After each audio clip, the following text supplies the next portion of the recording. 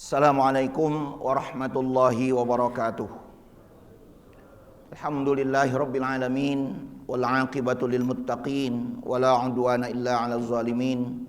Asyhadu an la ilaha illallah wahdahu la syarikalah. Iyyahu na'budu wa iyyahu nasta'in. Wa asyhadu anna Muhammadan 'abduhu wa rasuluh. Arsalahu Allahu rahmatan lil alamin. Allahumma shalli wa sallim wa barik ala hadzal nabiyil karim war rasulil azim Muhammad ibn Abdillahil amin wa ala alihi wa sahbihi hudatil mujahidin, amma ba'd. Hadirin hadirat jamaah salat subuh Masjid Al-Muhajirin rahimakumullah.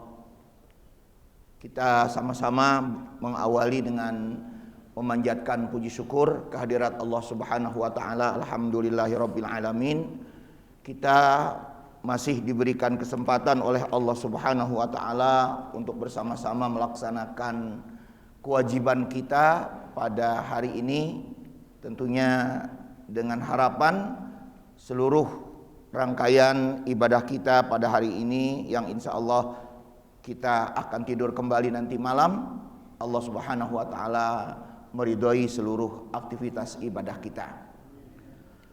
Salawat dan salam semoga terlimpah untuk Rasul kita yang terakhir, Nabi kita Muhammad sallallahu alaihi wasallam, dan mudah-mudahan pula terlimpah untuk keluarga Rasulullah, para sahabat, tabi'in, tabi'ut tabi'in, dan juga tentunya keturunan-keturunan dari Rasulullah sallallahu alaihi wasallam yang insya Allah termasuk kita sekalian hingga akhir zaman.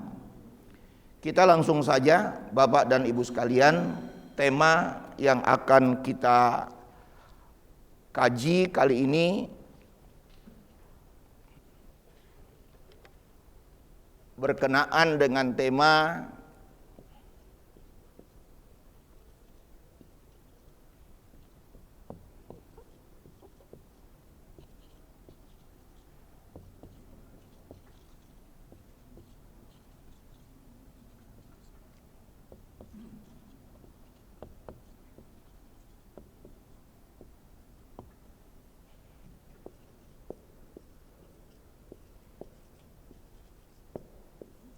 ini tema kita, yaitu masalah iman dan pengucapan dua kalimat syahadat. Nah, persoalan-persoalan iman ini yang pernah saya katakan, ada pemahaman-pemahaman yang terlalu ekstrim sehingga seseorang itu bisa mengkafirkan saudaranya sendiri. Padahal masalah-masalah seperti ini tidak boleh terjadi dalam internal atau di lingkungan kaum muslimin itu sendiri. Nah, bagaimana Ahlus Sunnah wal Jamaah sebagai sebuah mazhab yang memberikan pencerahan kepada kita, dan dari pemahaman-pemahaman yang kita upayakan dari mazhab Ahlus Sunnah wal Jamaah ini, kita jadikan sebagai sebuah pedoman untuk bersikap lebih moderat kembali. Sehingga permasalahan-permasalahan inilah sekali lagi sering mengganggu hubungan di antara kita sesama kaum muslimin. Bapak dan Ibu sekalian, kita akan mengawali lebih dulu mengartikan tentang iman. Al-iman.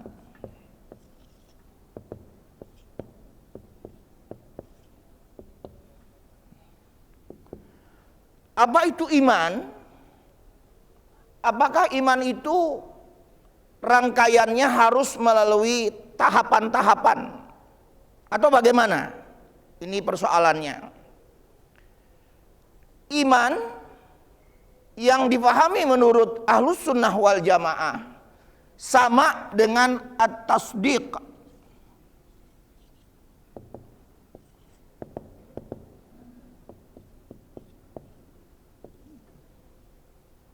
Apa itu at-tasdiq? Tasdiq itu artinya pembenaran. Maksudnya adalah membenarkan dengan hati dari apa yang telah dibawa oleh Rasulullah Shallallahu Alaihi Wasallam, membenarkan dengan hati dari apa yang telah dibawa oleh Rasulullah Shallallahu Alaihi Wasallam. Jadi iman itu hanya sebatas ini. Sehingga kalau kita sering mendengar iman itu harus disertai dengan qaulun bil lisan, adanya ikrar. Iman itu harus disertai dengan adanya af'alun bil arkan, yaitu pengamalan-pengamalan. Ini nanti mengacu kepada faham-faham yang lain. Yang saya bilang tadi, akhirnya kita mengarah kepada pemahaman-pemahaman ekstrim. Kalau disertai dengan apa yang kita bilang tadi. Nah, oleh karena itu, pemahaman tentang iman yang merupakan pembenaran di dalam hati, jika ada seseorang sudah membenarkan Islam, membenarkan apa yang dibawa oleh Rasulullah SAW, pada dasarnya orang itu sudah mempunyai iman. Pertanyaannya sekarang adalah, ini pertanyaannya Bapak dan Ibu sekalian, apakah keimanan itu harus dibuktikan kembali oleh pengucapan 2 kalimat syahadat, di mana pengucapan 2 kalimat syahadat itu merupakan bentuk dari qaulun bil lisan, yaitu pengucapan dengan ikrar. Kalau dikatakan seperti itu, bagaimana kaitannya dengan orang-orang yang bisu? Itu pertanyaannya tuh Pak. Bagaimana kaitannya dengan orang-orang yang sedang tertindas, berada di dalam sebuah ancaman, di mana dia tidak boleh mengucapkan kalimat Allah dan Rasulnya? Kita contohkan seperti dulu, kita bilang bagaimana seorang Bilal bin Rabah di masa awal-awal perjuangan Islam, lalu bagaimana Sumayyah yang juga di awal-awal perjuangan Islam, di mana mereka pada dasarnya harus menyembunyikan, tidak boleh menampakkan apa yang kita sebutkan keimanan kepada Allah itu secara nampak. Nah, ini persoalan-persoalannya. Sehingga pertanyaan kedua sekarang, ini pertanyaan kedua Bapak dan Ibu sekalian, apakah pengucapan 2 kalimat syahadat itu, apakah pengucapan 2 kalimat syahadat itu termasuk bagian dari syarat iman, atau apakah pengucapan 2 kalimat syahadat itu merupakan syatar? Syatar itu artinya Pak, bagian dari iman. Ini pertanyaannya nih Pak. Saya ulangi sekali lagi. Apakah 2 kalimat syahadat itu merupakan syarat dari iman, atau 2 kalimat syahadat itu merupakan syatar atau bagian dari keimanan itu sendiri? Di dalam masalah ini para ulama berbeda pendapat. Sekarang saya ingin pahami dulu Pak, apa bedanya syarat dengan syatar atau dengan bagian? Kalau kita berbicara syarat itu kan berbicara berarti ada yang di luar Pak, sesuatu yang di luar. Jadi syarat itu bukan bagian dari iman, karena dia berada di luar kalau disebut dengan syarat. Sama Bapak menyebutkan, apa bedanya syarat dengan rukun? Ini juga barangkali sebuah pertanyaan yang kadang-kadang kita nggak bisa menjawab. Dua-duanya menunjukkan kepada katakanlah sahnya sholat. Apa syarat sahnya sholat dan apa rukunnya sholat? Kan gitu Pak. Kalau dikatakan rukun sholat, apa itu rukun sholat? Berarti pekerjaan-pekerjaan yang ada di dalam pelaksanaan sholat. Misalnya kita bilang salah satu rukun sholat adalah membaca Al-Fatihah. Membaca Al-Fatihah berarti ada di dalam sholat. Apa yang menjadi syarat sholat? Syarat sholat itu berarti salah satunya adalah berwudu. Sedangkan berwudu berada di luar sholat atau sebelum sholat. Nah, jadi syarat itu berada di luar, jadi tidak termasuk bagian daripada keimanan. Ya. Kemudian yang kedua, kalau dikatakan yang kedua adalah pengucapan dua kalimat syahadat itu adalah merupakan bagian dari keimanan itu sendiri, maka berarti pengucapan dua kalimat syahadat itu menjadi sesuatu yang harus dipenuhi bagi orang yang ingin menyatakan dirinya sebagai orang yang beriman. Harus dipenuhi, harus dilaksanakan bagi orang yang disebut beriman kepada Allah Subhanahu wa taala itu. Nah, di dalam masalah ini para ulama memberikan argumentasi, Pak. Ada hujjah. Kalau iman itu atau kalau pengucapan dua kalimat syahadat itu adalah merupakan syarat dalam masalah ini, berarti sekali lagi, Pak, bahwa syarat yang diperlukan itu untuk membuktikan dirinya dikenai hukum-hukum yang berkenaan dengan hukum-hukum lahiriah, hukum-hukum zahir. Kalau dia sudah menyatakan sebagai seorang mukmin atau orang yang beriman. Apa hukum-hukum zahir di sini, Pak?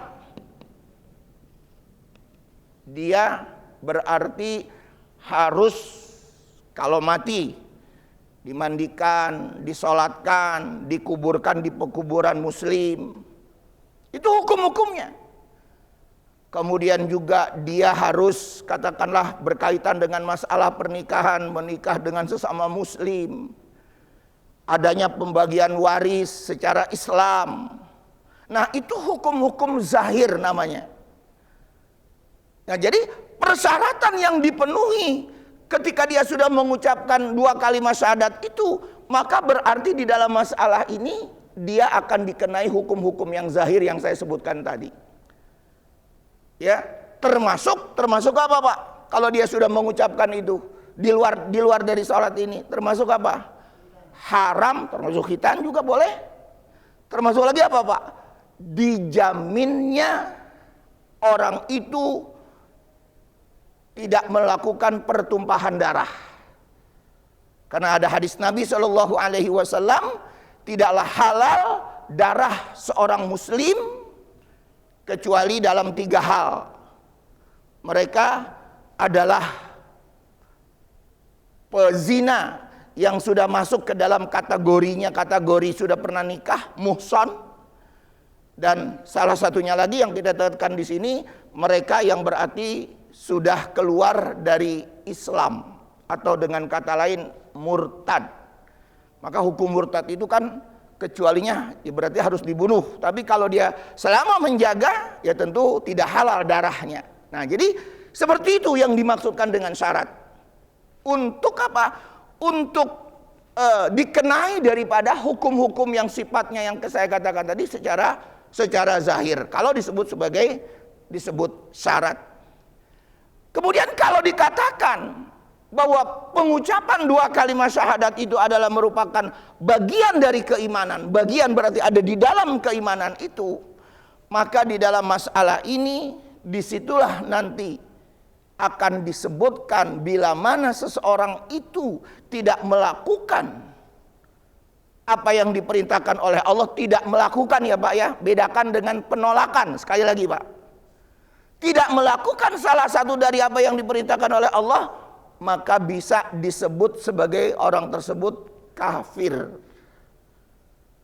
Katakanlah Pak, kalau kita mengacu kepada teks hadis Nabi yang mengatakan man tarakas shalah muta'ammidan faqad kafara jiharon, barang siapa yang meninggalkan salat dengan sengaja maka dia telah menjadi kafir secara nyata. Nah, apakah kekafirannya ini adalah kekafiran memang dia karena nggak sholat doang, atau kekafirannya ada penolakan dalam diri dia itu bahwa memang sholat itu nggak ada, misalnya dia bilang begitu. Nah, ini harus kita bedakan. Maka disinilah persoalannya. Maka pendapat yang populer, sekali lagi pendapat yang populer, pendapat yang terkuat, pendapat yang mu'tamad, pendapat yang rajih dalam masalah ini, maka jelas pengucapan dua kalimat syahadat berada di dalam syarat. Inilah yang kita sebut dengan fahamnya Ahlus Sunnah wal Jamaah, tidak termasuk di sini. Dan inilah juga yang dipakai oleh Imam Abul Hasan Al-Asy'ari, Imam Abu Mansur Al-Maturidi. Cuman dua imam ini oleh kelompok sebelah disesatkan, Pak. Ya, Abul Hasan Al-Asy'ari dengan Abu Mansur Al-Maturidi yang menetapkan tentang adanya sifat 20 itu disesatkan oleh mereka. Tapi itulah yang menjadi pendapat dari dua imam besar yang mempersoalkan dalam masalah-masalah akidah. Nah, Bapak dan Ibu sekalian, kemudian ketika kita sudah memahami masalah ini, apa yang menjadi ukuran seseorang itu disebut sebagai orang beriman? Nah, ini pun dijadikan sebagai kriteria yang harus kita evaluasi kepada diri kita ketika kita ingin mengatakan saya ini orang beriman, atau orang itu barangkali di dalam suatu pengadilan Islam sudah keluar dari iman. Apa kriterianya? Kriteria yang pertama kata para ulama dalam masalah ini, tidak lagi menimbulkan keraguan-raguan. Ketika kita sudah meyakini dengan pengertian tadi saya katakan, membenarkan seluruh yang dibawa oleh Rasulullah SAW kepada kita, maka dalam masalah itu dia sudah disebut sebagai mukmin. Dan kalau ada keraguan-raguan, maka dia bisa menuju kepada kekufuran. Tergantung nanti persoalannya adalah kadar keraguan-raguannya sebesar apa, di mana. Nah, itu persoalannya nanti. Dan inilah sebuah ayat yang sering kita dengar di dalam Quran, surat Al-Hujurat, ya, surat Al-Hujurat surat 49, yaitu khususnya di ayat 14 dan 15. Surat Al-Hujurat surat 49 ayatnya 14 dan 15. Pada ayat tersebut bagaimana ketika itu Rasulullah SAW didatangi oleh sekelompok orang Arab Baduy yang menyatakan dirinya atau diri mereka itu adalah orang-orang yang beriman. A'udzubillahi minasyaitonirrajim. Qalatil a'rab amanna. Berkata orang-orang A'rab, jadi beda tuh Pak ya, Arab dengan A'rab. Kalau dikatakan A'rab berarti Arabnya Arab Baduy, Pak. Arabnya Arab yang tinggal di lereng-lereng bukit, ya, atau di wilayah-wilayah terpencil, itu yang disebut dengan A'rab. Kata orang-orang Arab, amanah, kami beriman. Lalu dijawab oleh Rasulullah SAW, qul lam tu'minu walakin qulu aslamna. Kata Rasulullah SAW, katakan wahai Muhammad, jawab wahai Muhammad, lam tu'minu, kalian belum beriman. Lam tu'minu walakin qulu, tetapi yang namanya orang yang beriman itu adalah aslamna, mereka yang telah memasrahkan diri, walamma yadkhulil iman fi qulubikum, sedangkan iman kamu itu belum masuk ke dalam hati. Nah, kemudian dipertegas lagi di ayat 15-nya itu Pak. Ayat 15, innamal mu'minuna alladzina amanu billahi wa rasulihi summa lam yartabu. Ini poin pertama yang saya katakan tadi kriterianya. Tidak ada keraguan-raguan. Summa lam yartabu. Sesungguhnya orang-orang yang beriman itu adalah orang-orang yang beriman kepada Allah dan Rasulnya. Summa lam yartabu. Kemudian kalian, kata Allah subhanahu wa ta'ala, lam yartabu. Tidak ada keraguan-raguan.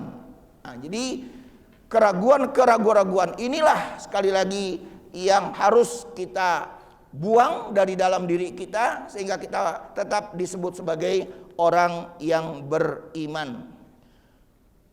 Kemudian yang kedua Pak, apa yang menjadi kriterianya seseorang itu sebagai orang yang memang betul-betul sudah disebut sebagai mukmin?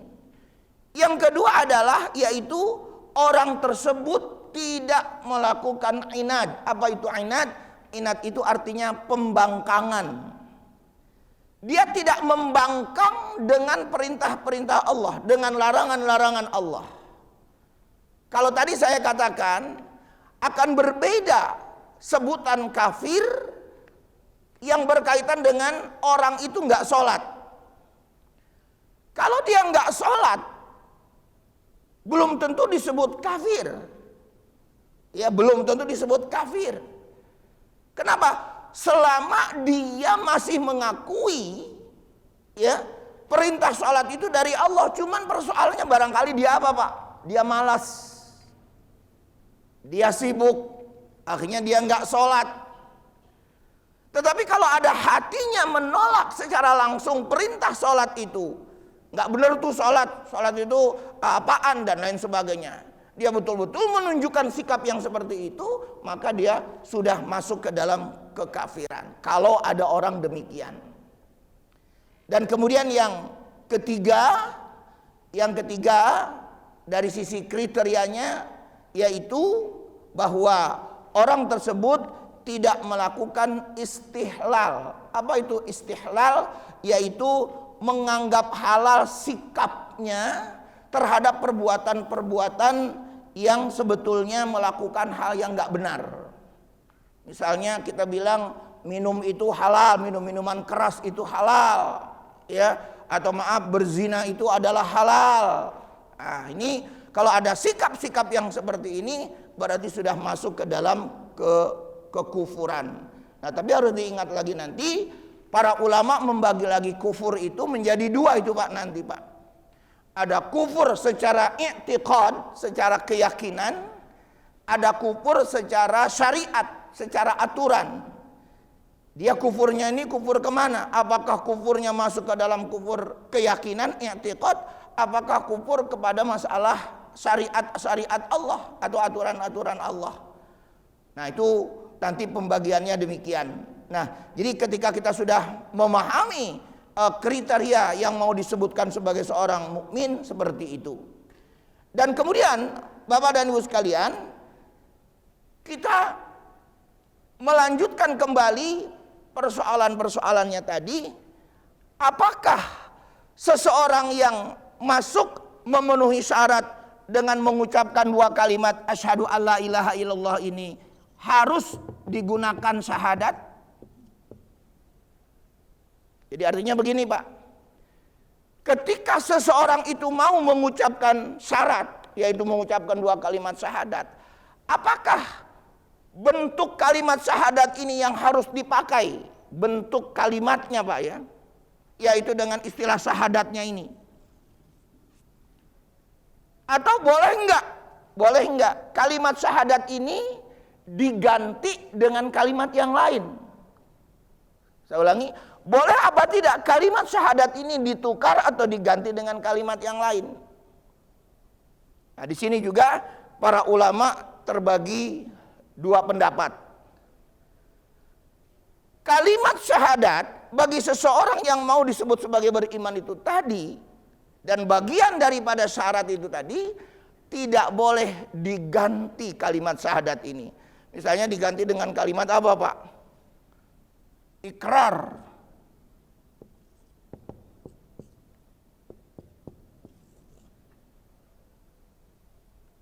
Nah, ikrar itu sendiri sebetulnya dari bahasa Arab ya Pak, sudah menjadi bahasa kita, ikrar kita bilang.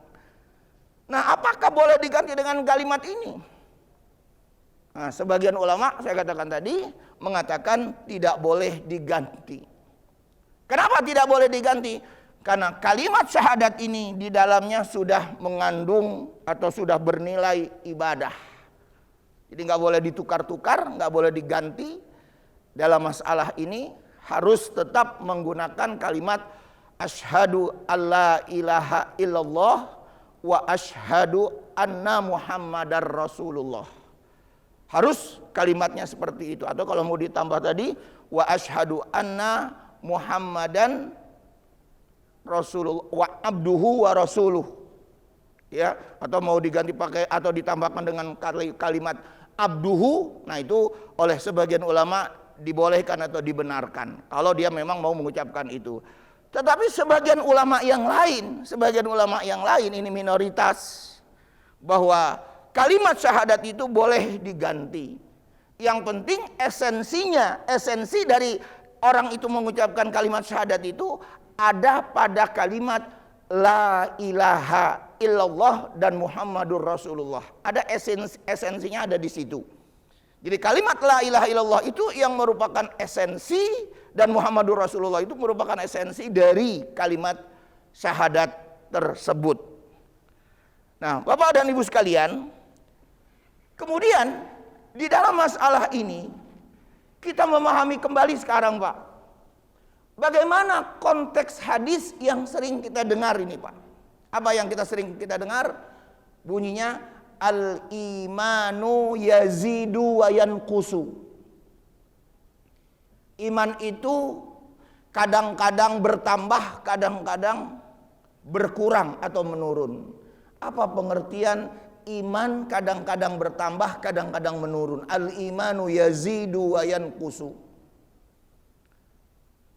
Para ulama ahlu sunnah mengatakan bahwa pengertian dari kalimat hadis iman itu bertambah, maksudnya adalah ketika kita bertambah dalam mentaati Allah dan Rasulnya. Nah, jadi iman kita itu akan bertambah ketika kita apa? Ketika kita mentaati Allah dan Rasulnya. Ibadah-ibadahnya secara kuantitas itu bertambah. Ya, amalan-amalan sunnahnya secara kuantitas juga bertambah. Nah, itulah yang disebut iman itu bertambah. Lalu yang dimaksudkan dengan wayankus, iman itu bisa berkurang. Apa yang dimaksudkan bahwa iman itu bisa berkurang? Iman itu bisa berkurang kalau kita tentunya enggak taat sama Allah. Lalai dari perintah Allah, tidak melaksanakan perintah Allah, bahkan melaksanakan larangan Allah. Itulah iman dalam keadaan kurang. Jadi jangan nanti dibilang, kenapa Pak nggak ngaji hari ini? Ya, iman saya lagi nggak mood nih. Nah, jadi jangan seperti itu. Ya, nah, ini sering kita dengar ucapan-ucapan ini di kalangan masyarakat kita. Nah, jadi sekali lagi bahwa iman itu bisa bertambah, iman itu bisa berkurang, memang demikian. Lalu pada saat kapan iman itu bertambah dan pada saat kapan iman itu berkurang? Inilah yang disebutkan oleh Allah kembali di dalam Al-Quran, Pak. Di dalam Al-Quran surat Al-Fat, surat 48, ayatnya ayat keempat. Surat Al-Fat, surat 48, ayat keempat. Allah Subhanahu wa ta'ala berfirman, Huwallazi anzalas sakinata fi qulubil mu'minin liyazdadu imanam ma'a imanihim. Dialah Allah Subhanahu wa ta'ala yang telah menurunkan as-sakinah, yang telah menurunkan ketenangan, ya, yang telah menurunkan ketenangan fi qulubil mu'minin, ke dalam hatinya orang-orang beriman. Untuk apa? Liyazdadu, agar mereka itu bisa menambah, dadu izdad, bisa menambah imanan, yaitu bisa menambah iman mereka. Nah, jadi dari sini kita mengatakan lagi bahwa ketika kita memang sudah menjalankan perintah-perintah Allah itu dengan sebaik-baiknya, maka disitulah iman itu bertambah. Kemudian yang kedua, Bapak bisa lihat lagi di dalam surat yang lain, yaitu surat Al-Anfal. Ayat ini populer ya Pak ya, di surat Al-Anfal ayatnya ayat kedua, surat 8. Al-Anfal surat ke-8 ayatnya ayat kedua. Allah katakan pada ayat tersebut, innamal mu'minuna alladzina idza dzukirallah wajilat qulubuhum wa idza tuliyat 'alaihim ayatuhu zadathum imana. Nah, di situ ada kata-kata zadathu imana, ya, yaitu bertambahlah iman mereka, zadathum imana. Sesungguhnya orang-orang yang beriman, yaitu orang-orang yang apabila disebut Allah wajilat qulubuhum, dia bergetar ya hati mereka itu.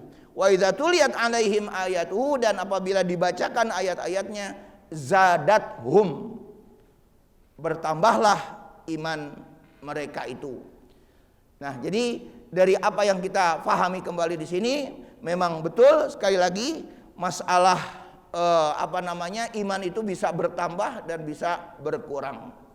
Nah, kemudian Bapak dan Ibu sekalian, sehingga di dalam masalah ini pun harus kita pahami lagi dalam hal yang lain ini, Pak.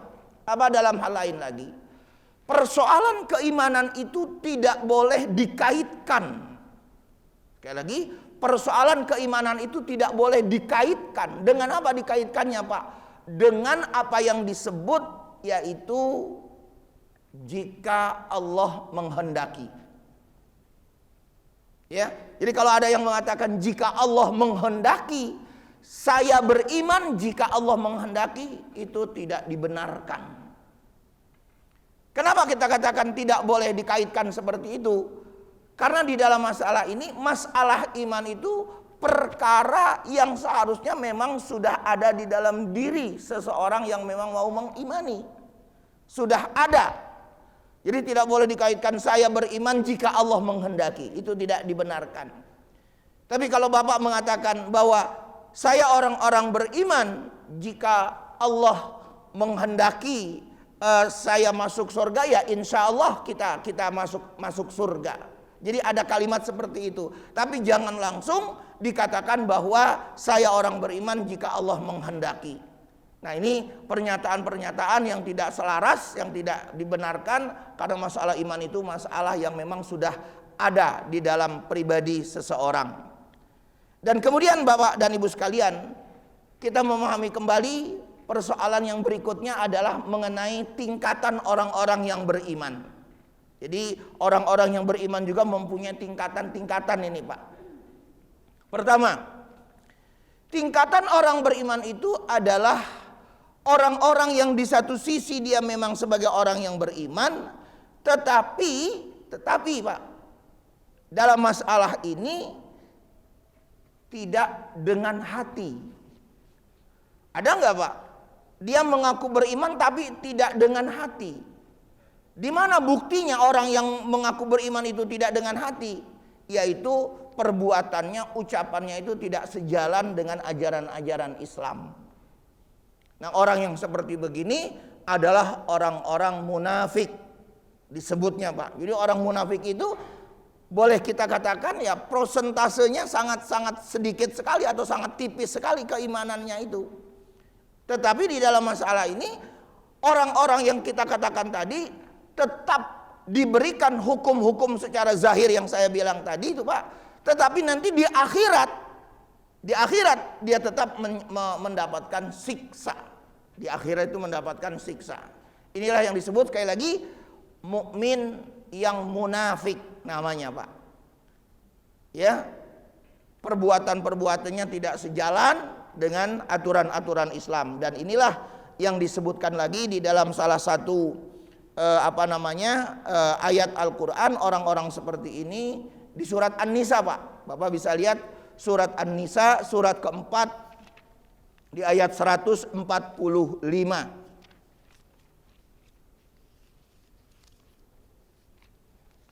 Surat An-Nisa di ayat 145 disebutkan, innal munafiqina fid darkil asfali minan nar walan tajida lahum nasira. Sesungguhnya orang-orang munafik itu berada di bawah neraka. Fid darkil asfali minan nar walan tajida lahum nasira, dan orang-orang munafik itu tidak mendapatkan nasira, penolong. Ya. Nah, jadi jelas kalau dia mukminnya mukmin munafik, tetap dalam masalah ini di akhiratnya dia sengsara, disiksa. Tetapi kalau dikatakan bagaimana ketika hal-hal ini berkaitan dengan masalah hukum-hukum dunia, ya tetap kalau dia mati tetap dikubur di pekuburan Islam, ya. Tetap ada yang namanya warisan itu harus dibagi, walaupun barangkali prosentase keimanannya itu tipis atau hanya sedikit. Nah, itu yang pertama, Pak.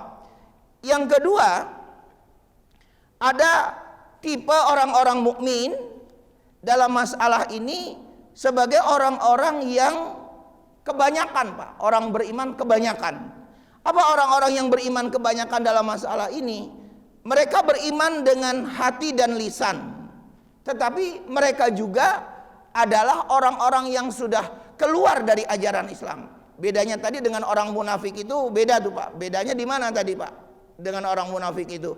Kalau orang munafik dalam masalah ini hampir ya sangat tipis, hampir tiada begitu, Pak, tadi. Ininya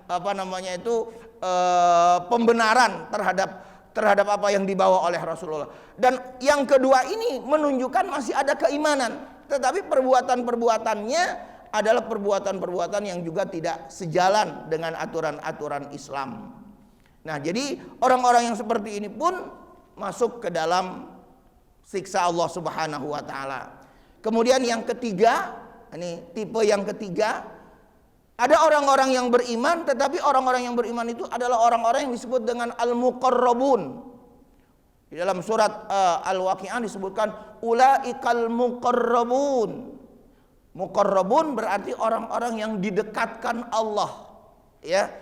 Nah, orang-orang yang seperti beginilah adalah orang-orang yang selalu menjaga ketaatan, ya, menjaga ketaatan kepada Allah Subhanahu wa taala. Nah, tentunya orang-orang yang seperti ini adalah orang-orang yang betul-betul sekali lagi diharapkan oleh kita atau buat kita sekalian. Dan yang terakhir, yang keempat, Bapak dan Ibu sekalian, bahwa tipe yang berikutnya ada orang yang beriman, yaitu orang-orang yang sudah tenggelam, yang sudah hanyut dengan, maaf ini Pak, ini karena kita bicara menyinggung sedikit tentang tasawuf atau orang-orang sufi, yang sudah hanyut tenggelam rasanya dengan Allah Subhanahu wa taala. Nah, jadi masalah tasawuf atau masalah sufi ini sebetulnya ditegaskan oleh sabda Rasulullah Shallallahu alaihi wasallam dengan mengatakan dengan istilah ihsan. Bapak sering mendengar istilah ihsan ketika Rasulullah Shallallahu alaihi wasallam didatangi oleh seseorang yang berpakaian putih, berambut sangat pekat hitamnya, tiba-tiba dia duduk dengan Rasulullah Shallallahu alaihi wasallam menanyakan apa itu iman, ma huwal iman wa mal Islam wa mal ihsan, dan juga apa yang menjadi tanda-tanda hari kiamat. Nah, itu dalam satu hadis dikatakan demikian. Nah, kita pahami kata-kata ihsan ini, Pak. Ihsan adalah anta budallaha ka'annahu tarah fa illam takun tarahu fa innahu yarak. Ihsan adalah kamu beribadah kepada Allah, kamu beribadah kepada Allah seakan-akan kamu melihat Allah, seakan-akan. Pahami itu Pak, kata-kata seakan-akan. Kalau saya memahami dalam hadis ini Pak, berarti ada apa Pak? Ada nilai rasa, ada zauk. Ada zauk, ada rasa di mana kita melihat Allah. Tapi yang jelas memang Allah tidak bisa dilihat dengan panca indera kita ini. Itu tidak bisa dilihat. Tetapi ada semacam rasa kita yang selalu dilihat oleh Allah Subhanahu wa taala. Maka di situ dia hadis yang berikut yang kalimat berikutnya lagi, fa illam takun tara, jika kamu enggak bisa melihat Allah, maka Allah melihat kamu. Nah, jadi inilah yang disebut dengan tasawuf. Makanya kadang-kadang orang-orang tasawuf itu apa itu Pak? Prinsipnya kata orang Jawa, manunggaling kawula Gusti. Ya, seakan-akan dirinya itu sudah menyatu dengan Tuhan. Ya, sebetulnya pengertian di sana kalau menurut hemat saya itu rasa sebetulnya, Pak. Ya. Bukan dia betul-betul anal hak saya ini adalah Allah, ya. Tidak demikian. Nah, itu sebetulnya pembahasan tentang tasawuf itu tersendiri dan harus mempunyai metode tersendiri lagi dengan thariqat mana begitu, ya. Nah, jadi kita tekankan lagi di sini bahwa poin keempat ini adalah orang-orang yang beriman yang rasanya itu sudah hanyut, sudah tenggelam dengan Allah Subhanahu wa taala, dengan kesaksian Allah Subhanahu wa taala, dengan musyahadahnya Allah Subhanahu wa taala. Nah, inilah ya yang kita bisa fahami dalam konteks masalah keimanan ini ya, sehingga kesimpulan kita saya katakan tadi bahwa akhirnya kita mengatakan atau berkesimpulan bahwa masalah pengucapan dua kalimat syahadat itu intinya ada di sini ya Pak. Pengucapan syahadat itu adalah syarat, bukan syatar atau bukan bagian. Sebab kalau dikatakan pengucapan syahadat yang langsung dilanjutkan dengan apa Pak? Tadi yang saya sebutkan, af'alun bil arkan, melaksanakan sesuatu itu, melaksanakan dengan anggota tubuh itu, maka akibatnya akan terjadi pemahaman yang saya bilang tadi ekstrim Pak, radikal. Akhirnya yang terjadi adalah mengkafirkan sesama muslim. Nah, tentu kita tidak ingin sekali lagi mengkafirkan sesama muslim ya dalam masalah ini, dan kita mengacu apa yang saya katakan tadi. Inilah seharusnya dua kalimat syahadat kemudian juga dia berbuat. Jadi perbuatan-perbuatannya itu kalau boleh saya katakan lagi Pak, syarat untuk menuju kepada kesempurnaan iman. Jadi kalau dia sholat, kalau dia berzakat, kalau dia berbuat baik atau beramal soleh, itu merupakan syarat untuk menuju kepada kesempurnaan iman. Makanya kita lihat lagi ayat misalnya Pak ya, seperti alladzina amanu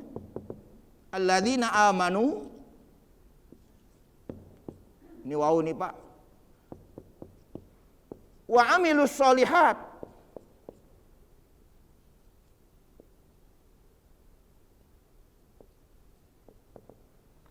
orang-orang yang beriman dan ya. Jadi di dalam masalah ini ada kata-kata waw dan. Apa fungsinya dan di sini? Untuk membedakan antara iman dengan amal soleh. Nah, supaya saya bilang tadi nggak ekstrim ya Pak ya pemahaman kita. Jadi ini adalah orang beriman dan amal soleh. Apa yang saya maksudkan tadi di sini? Untuk menuju kepada kesempurnaan iman. Lalu kalau kita kaitkan lagi Pak dengan ayat yang lain yang sering kita dengar. Ya ayyuhalladzina amanu kutiba alaikumussyam misalnya. Wahai orang-orang yang beriman, kutiba alaikumussyam, diwajibkan berpuasa kepada kamu. Apa yang dimaksudkan pada ayat ini Pak? Ayat ini ternyata bahwa orang yang beriman itu adalah iman itu sudah tetap, sudah ada. Barulah diwajibkan berpuasa. Jadi bukan dikatakan tadi yang saya bilang tadi, orang beriman itu harus bersyahadat, harus mengamalkan dengan anggota tubuhnya. Puasa itu kan salah satu pengamalan ya Pak ya, pengamalan. Nah, tetapi di situ dikatakan hai orang-orang yang beriman. Jadi iman itu sudah tetap di dalam diri orang tersebut, barulah ada perintah puasa atau diwajibkan berpuasa. Jadi bukan berpuasa baru disebut beriman. Nah, jadi maka saya katakan tadi bahwa dua kalimat syahadat, pengamalan-pengamalan yang saya katakan tadi dari ajaran Islam itu menjadi sebuah syarat untuk menuju kepada kesempurnaan iman. Jadi kalau seseorang sekali lagi sudah beriman tapi memang dia sudah melakukan perbuatan-perbuatan dosa, tetap dia dalam kategori iman tersebut. Dan sedikit ini Pak yang saya bilang pada waktu yang lalu, di mana letak perbedaan antara kelompok Mu'tazilah yang kita tambahkan lagi Khawarij. Jadi ada lagi Pak paham yang namanya Khawarij. Khawarij itu asal usulnya timbul dikarenakan orang tersebut tidak lagi simpatik dengan Ali bin Abi Thalib, sehingga dia membuat satu kelompok dari apa yang kita sebut tadi dengan orang-orang Syiah. Syiah ini kan orang yang pro kepada Ali Pak, orang-orang Syiah. Karena Ali ini telah melakukan arbitrase dengan Muawiyah pada saat itu, sehingga kelompok inilah disebut dengan kelompok Khawarij yang tidak lagi mendukung kebijakan-kebijakan Ali. Bagaimana pendapatnya Khawarij? pendapat Khawarij ya Pak ini dalam masalah ini bahwa pengucapan syahadat dan pengamalan-pengamalan harus disebut dengan bagian iman. Ya, harus disebut dengan bagian iman. Jadi kalau ada orang yang tidak mengamalkan salah satu ajaran Islam, maka orang-orang Khawarij itu langsung Pak memvonis kamu kafir.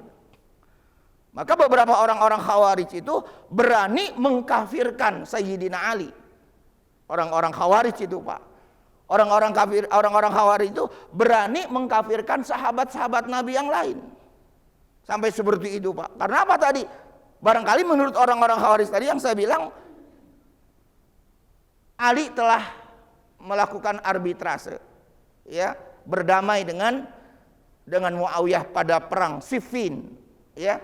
Nah, jadi sampai seperti itu. Jadi orang-orang Khawarij memasukkan pengucapan syahadat qaulun bil lisan dengan amal perbuatan itu masuk ke dalam bagian daripada keimanan itu sendiri. Jadi bagi kita ahlu sunnah bahwa pengucapan dua kalimat syahadat juga pengamalan itu masuknya dalam persyaratan untuk menuju kepada kesempurnaan iman. Kemudian Mu'tazilah Pak, ini yang terakhir, seperti apa yang saya sudah katakan, orang Mu'tazilah juga demikian sama.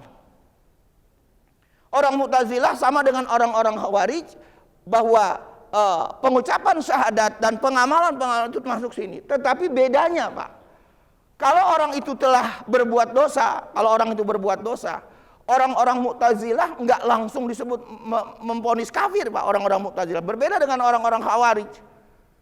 Kata apa orang-orang Mu'tazilah? Seperti apa yang saya bilang tadi, bulan yang lalu, orang-orang Mu'tazilah mengatakan pelaku dosa besar itu adalah berada pada al-manzilah bainal manzilatain. Dia berada di satu tempat di antara dua tempat. Nah, jadi tetap saja, tetapi dia tidak langsung memvonis kafir. Kalau orang-orang Mu'tazilah ini bedanya di situ. Tapi orang-orang Khawarij langsung memvonis orang tersebut adalah kafir karena bertentangan ajaran-ajarannya. Makanya dalam masalah-masalah ini hadis-hadis Nabi itu banyak yang memperingatkan. Sampai dulu di zaman Rasul itu pernah disebut bahwa Rasul itu adalah orang yang tidak adil Pak. Itu bisa bayangkan, dalam satu hadis dikatakan setelah Rasulullah membagikan harta rampasan perang kepada para sahabatnya, ada seseorang yang langsung mengatakan bahwa di mana letak keadilanmu wahai Muhammad. Nah, jadi sampai mengatakan begitu salah seorang. Nah, ini cikal bakal dari apa yang kita sebutkan tadi, orang-orang Khawarij, ya. Nah, jadi orang-orang Khawarij itu adalah ekstrim ya di dalam memahami ajaran-ajaran Islam, dan tentunya sekali lagi Islam yang dibawa oleh ahlu sunnah wal jamaah ini adalah Islam yang moderat. Bapak bisa bayangkan kalau kita tarik sejarah bagaimana Wali Songo menerapkan Islam. Jadi kalau misalnya Wali Songo pada saat itu menerapkan Islam seperti orang-orang Khawarij Pak, wah itu Islam gak akan mungkin ada di Indonesia. Ya, kalau sampai seperti itu saya katakan tadi. Tapi dengan apa yang digagas atau dibawa oleh Wali Songo dan ulama-ulama kita sesudahnya sampai kita sekarang, ya kita lihat di situlah kedamaian umat Islam. Nah, saya kira itu Bapak dan Ibu sekalian, dalam uraian-uraian ini ada beberapa menit lagi kita gunakan untuk dialog. Ya, silakan Pak.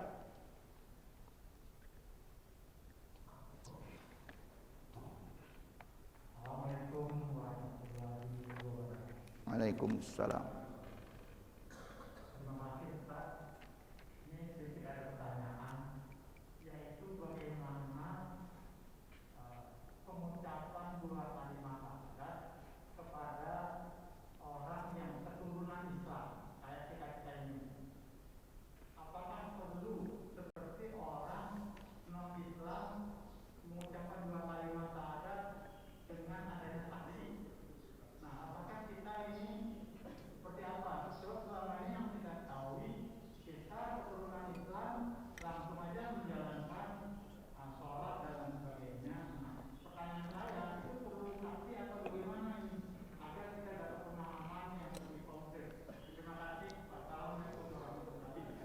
Waalaikumsalam. Ya memang ini ada selentingan-selentingan omongan-omongan kayak begitu itu Pak. Sebetulnya itu omongan-omongan kayak gitu nggak benar sebetulnya. Ya. Jadi bagi kita yang memang ayah kita, ibu kita itu sudah muslim, ayah dan ibu kita sudah muslim, kita secara otomatis juga sudah disebut muslim. Nah, dari ayah dan ibu kita ini yang sudah muslim, ya kita nggak perlu lagi mengikrarkan syahadat, itu nggak perlu, nggak usah. Ya, nah inilah yang disebutkan oleh hadis Nabi itu, kullu mauludin yuladu 'alal fitrah, fa abawahu yuhawwidanihi au yunassiranihi au yumajjisanihi. Setiap anak ya yang dilahirkan dalam keadaan fitrah, maka kedua orang tuanya lah yang menjadikan anak itu Yahudi, Nasrani atau Majusi. Jadi orang tua. Nah, jadi berdasarkan hadis itu, kalau kita memang mempunyai dari orang tua muslim dan muslimah orang tua kita, maka kita sudah otomatis menjadi muslim. Nah, yang dimaksudkan di dalam pembahasan kita ini, adalah mereka yang berasal dari non-Islam. Jadi yang menjadi pembahasan kita di situ sebetulnya, Pak. Jadi bagaimana orang non-Islam mau masuk Islam? Kan begitu. Nah, apakah dia harus mengucapkan syahadat tadi? Tapi memang itu dia tadi. Pengucapan syahadat itu adalah untuk apa, Pak? Untuk berlakunya hukum-hukum dunia keduniaan. Kan kita pernah lihat di YouTube itu, Pak. Yang siapa itu? Muslim Koheni ya, Pak ya? Yang mengambil jenazah mu'alaf yang sudah ada di ruangan vihara yang mau dibudakkan kembali pada saat itu. Akhirnya Koheni ini mengambil paksa dengan taruhan, saya bertanggung jawab, taruhannya nyawa. Nah, itu karena beredar itu di YouTube. Tapi memang pengucapan syahadat secara lahiriah dan kemudian kita mempunyai apa, Pak? Mempunyai bukti itu juga perlu. Karena itu saya bilang tadi, ada hukum-hukum keduniaan kita yang saya bilang, ya, untuk dikuburkan secara Islam atau diurus jenazahnya itu secara Islam. Nah, jadi itu yang dimaksudkan di dalam pembahasan kita, sebetulnya berkaitan dengan itu, ya. Jadi apa yang Bapak tanyakan tadi, sekali lagi, kita yang sudah muslim, yang lahir dari ayah dan ibu kita muslim, enggak perlu lagi bersyahadat. Ya, syahadat kita jadikan zikir aja, Pak. Nah, sebaiknya kita jadikan zikir. Nah, kalau saya jadikan zikir itu, Pak, pagi dan petang. Syahadat itu asyhadu alla ilaha illallah, supaya tetap iman Islam kita itu melekat dalam diri kita.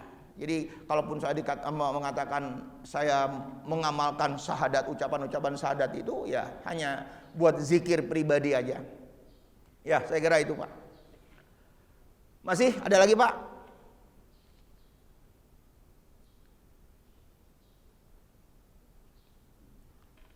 Nggak ada?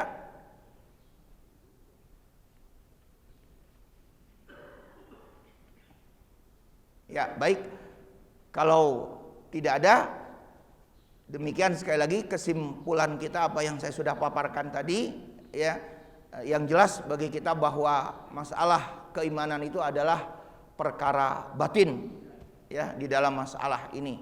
Nah, tentunya perkara batin ini memang juga diperlukan amalan-amalan yang kita sebutkan tadi untuk menuju kepada kesempurnaan daripada keimanan kita, dan memang kita pun dengan kita menampakkan itu untuk berlakunya hukum-hukum keduniaan kita, ya. Semoga Allah Subhanahu wa taala tetap melindungi kita, tetap memperkuat iman dan Islam kita, dan tetap Islam dan iman ini hadir dalam kehidupan kita sehari-hari, dan kita bisa bawa sampai akhir hayat kita masing-masing, dan Allah wafatkan kita dalam keadaan husnul khotimah, bisa mengucapkan la ilaha illallah Muhammadur Rasulullah. Kita sudahi dengan subhanakallahumma wa bihamdika asyhadu an la ilaha illa anta astaghfiruka wa atubu ilaik. Assalamualaikum warahmatullahi wabarakatuh.